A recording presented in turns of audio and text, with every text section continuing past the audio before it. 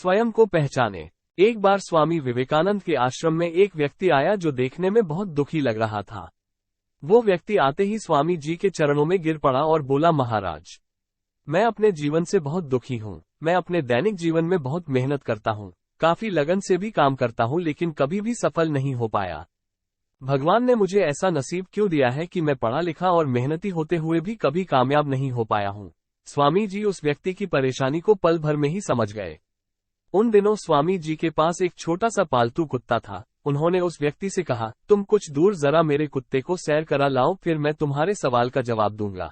आदमी ने बड़े आश्चर्य से स्वामी जी की ओर देखा और फिर कुत्ते को लेकर कुछ दूर निकल पड़ा।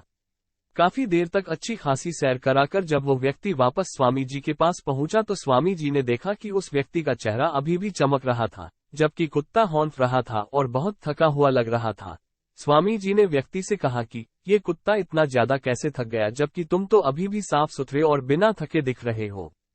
तो व्यक्ति ने कहा, मैं तो सीधा साधा अपने रास्ते पर चल रहा था, लेकिन ये कुत्ता गली के सारे कुत्तों के पीछे भाग रहा था और लड़कर फिर वापस मेरे पास आ जाता था। हम दोनों ने एक समान रास्ता तय किया है, लेकिन फिर भी इस कुत्ते ने मेरे से कहीं ज्यादा दौड़ लगाई है, इसलिए ये थक गया है। स्वामी जी ने मुस्कुराकर कहा, यही तुम्हारे सभी प्रश्नों का जवाब है। तुम्हारी मंजिल तुम्हारे आसपास ही है, वो ज्यादा दूर नहीं है, लेकिन तुम मंजिल पर जाने की बजाय दूसरे लोगों के पीछे भागते रहते हो और अपनी मंजिल से दूर होते चले जाते हो। यही बात लगभग हम सब पर लागू होती है।